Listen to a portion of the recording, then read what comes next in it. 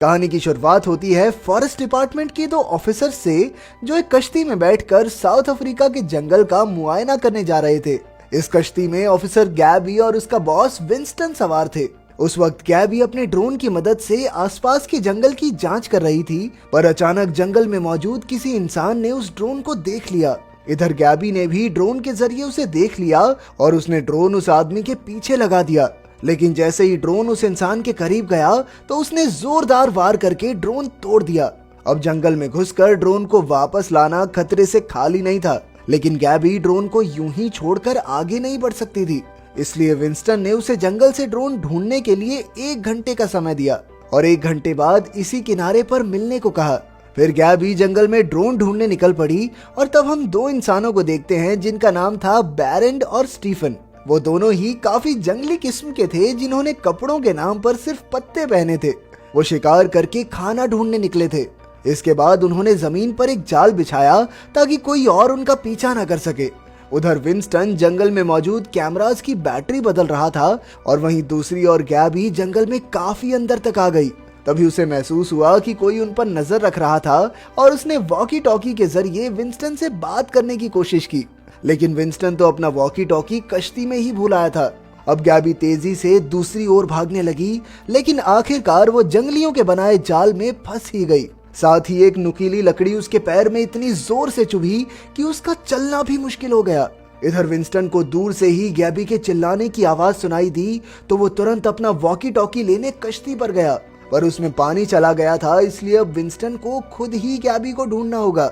वो कश्ती में बैठकर गैबी का नाम पुकारता हुआ आगे बढ़ा, लेकिन जल्द ही जंगल से अजीब सी लाल रोशनी दिखाई देने लगी। जल्द ही रात हो गई, लेकिन गैबी और विंस्टन अब भी एक दूसरे को ढूंढ ही रहे थे। जब गैबी की नजर इस रोशनी पर पड़ी तो वो सुन्न सी होकर इस रास्ते पर चल पड़ी और चलते चलते एक झोपड़ी तक आ पहुंची।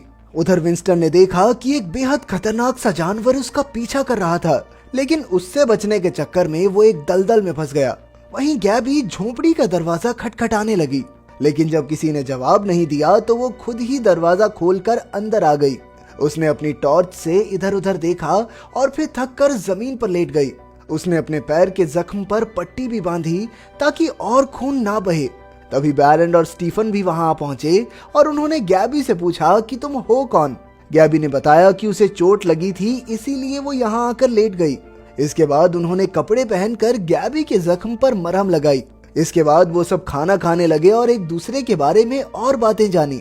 दूसरी ओर जंगल में विंस्टन अब भी उस जानवर से बचकर भाग रहा था। ये जानवर अपने मुंह से ऐसे कीटाणु छोड़ता था जिससे इंसानों के शरीर पर फंगस लग जाती और धीरे धीरे फंगस इंसान के शरीर को खाकर और बढ़ने लगती। इधर गैबी ने बैरन और स्टीफन को बताया कि उसने जंगल में एक ऐसा आदमी देखा जिसके शरीर पर पौधे उगे हुए थे, लेकिन उन दोनों ने गैबी की बात अनसुनी कर दी। उधर विंस्टन थक हार कर एक पेड़ के नीचे बैठ गया, लेकिन वो इस बात से अनजान था कि इस पेड़ की जड़ें उसके करीब आ रही थी। फिर सुबह होने पर बैरन ने एक खास मरहम बनाई और स्टीफन ने यह मरहम गैबी के जख्म पर लगाई।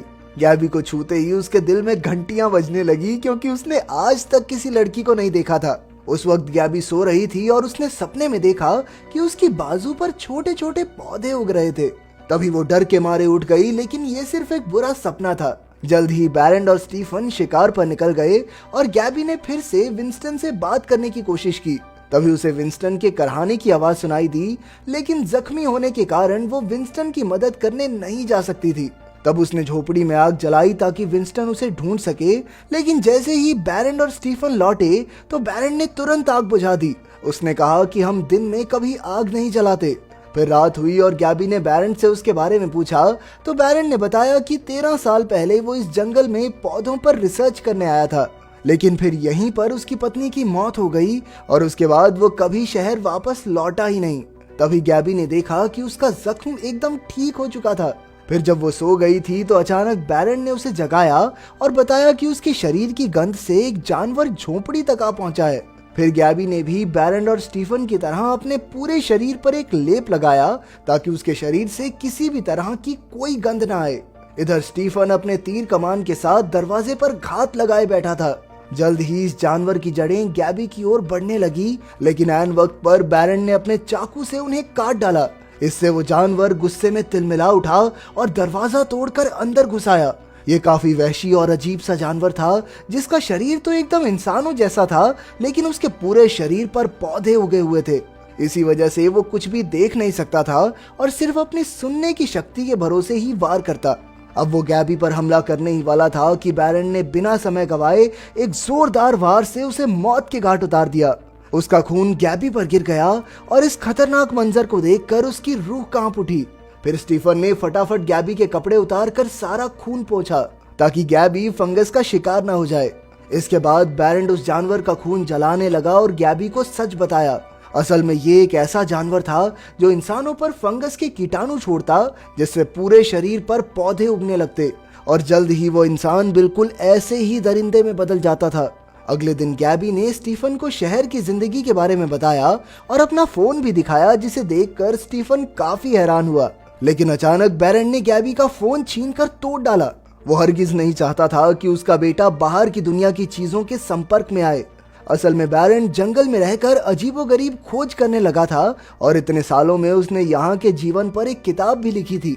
वो रोज एक पेड़ की पूजा करता था जिसमें भयानक सा फंगस लगा हुआ था। पूजा करने के बाद वो पेड़ के 2 मशरूम तोड़कर एक खुद खाता और एक स्टीफन को खिला देता। उसका मानना था कि ये पेड़ का प्रसाद है, जिससे उसके शरीर पर फंगस नहीं लगता। इसके बाद जब वो घर लौटे तो उन्होंने देखा कि गैबी के शरीर पर भी फंगस बढ़ने लगा था। इसलिए बैरन ने उसे वापस लौट जाने को कहा। लेकिन स्टीफन को गैबी से लगाव हो गया था और वो जानता था कि ये फंगस ऐसे नहीं छूटेगा। खैर, बैरन जबरदस्ती गैबी को जंगल से बाहर छोड़ने चल पड़ा, पर रास्ते में अचानक गैबी को विंस्टन की टॉर्च दिखाई दी। अब वो विंस्टन की खोज में तुरंत दूसरे रास्ते पर भागने लगी, लेकिन कुछ दूर जाते ही उसके पैर वहीं जम गए। उसकी आंखों के सामने विंस्टन पड़ा था, जिसके शरीर के हर हिस्से में पौधे उग चुके थे। हालांकि वो अब भी जिंदा था, पर उसने गैबी से कहा कि मैं मरना चाहता हूँ। लेकिन गैबी फूट फूट कर रोने लगी और उसने कहा कि वो विंस्टन को हॉस्पिटल लेकर जाएगी। पर बैरन ने उसे समझाया कि इसका कोई इलाज नहीं और जल्द ही विंस्टन भी उसी वहशी जानवर में बदल जाएगा। आखिरकार उसने एक तीर विंस्टन के मुंह में रखा और उसकी जान ले ली। तभी अचानक उन्हें उसी जानवर की आवाज सुनाई दी, इसलिए गैबी और बैरन दौड़कर फिर से झोपड़ी में लौट आए। रात को गैबी ने देखा कि उसकी टांगों पर फंगस बढ़ने लगी थी और उसे देखकर स्टीफन काफी परेशान हो गया। अगले दिन जब वो बैरन के साथ पूजा करने गया तो उसने मशरूम खाया नहीं, बल्कि अपने मुंह में ही छिपा लिया और फिर घर लौटकर गैबी को खिलाया ताकि वो ठीक हो सके। पर जल्द ही बैरन को इसकी भनक लग गई और उसने फिर से गैबी को वापस लौट जाने को कहा। लेकिन इस बार गैबी ने जाने से साफ इनकार कर दिया। धीरे धीरे स्टीफन और गैबी की नजदीकियां बढ़ने लगी, जिससे बैरन बिल्कुल खुश नहीं था। इधर गैबी ने जैसे तैसे अपना फोन जोड़ा और जंगल में लगे कैमरा की चिप डाली, जिसमें उसे वही वहशी जानवर दिखाई दिया। अब उसने बैरन से सारी बात की सच्चाई पूछी तो बैरन ने बताया कि 13 साल पहले उसकी पत्नी को इसी फंगस ने जकड़ लिया था और फिर वो धीरे धीरे एक पेड़ में बदल गई। तब से बैरन उसकी पूजा करने लगा और उसके मशरूम से ही आज तक वो और स्टीफन फंगस से बच पाए हैं। उसकी पत्नी भले ही एक पेड़ बन गई थी, पर वो अब भी जिंदा थी। और आखिरकार बैरन ने बताया कि उसकी पत्नी चाहती है कि वो स्टीफन की बलि दे दे, लेकिन बैरन अपने मासूम बच्चे को यूं ही कुर्बान नहीं कर सकता, इसलिए वो अपनी पत्नी के सामने गिड़गिड़ाता था। खैर, फिर गैबी ने स्टीफन को अपने साथ शहर चलने को कहा, लेकिन बैरन को ये हरगिज मंजूर नहीं था। इसलिए रात को गैबी ने चुपके से स्टीफन को उठाया और उसे अपने साथ लेकर चल पड़ी। पर जल्द ही बैरन ने उनका रास्ता रोक लिया और स्टीफन से कहा, तो तू अपने बाप को इस जंगल में अकेला सड़ने के लिए छोड़ जाएगा? इस पर स्टीफन का दिल पिघल गया और वो वापस अपने पिता के साथ चल दिया। लेकिन गैबी को शक था कि स्टीफन बैरन के साथ सुरक्षित नहीं है, इसलिए वो भी उनका पीछा करती झोपड़ी तक आ गई। जैसे ही बैरन स्टीफन को लेकर निकला तो गैबी ने झोपड़ी में घुसकर तीर कमान चुराया और उस पेड़ तक आ पहुंची। उसने देखा कि बैरन ने स्टीफन को बांध दिया था और अब वो अपनी पत्नी को स्टीफन की बलि देने वाला था। स्टीफन बचने की कोशिश कर रहा था, लेकिन पेड़ की जड़ों ने उसे कसकर जकड़ लिया था। तभी गैबी ने उसे छुड़ाने की कोशिश की, लेकिन पेड़ ने उसे भी पकड़ लिया। पर जैसे तैसे स्टीफन उसके चंगुल से आजाद हो गया और उसने देखा कि बैरन गैबी को जान से मारने ही वाला था। उसने ऐन वक्त पर अपने पिता के सर पर जोरदार वार कर दिया। अब पेड़ की फंगस चारों ओर से बैरन की ओर बढ़ने लगी और स्टीफन उसे वहीं छोड़कर गैबी को लेकर भाग निकला। वो दोनों झोपड़ी में आकर छिप गए और फिर जब सुबह हुई तो बैरन ने फिर से पेड़ की पूजा की, लेकिन इस बार कोई फायदा नहीं हुआ।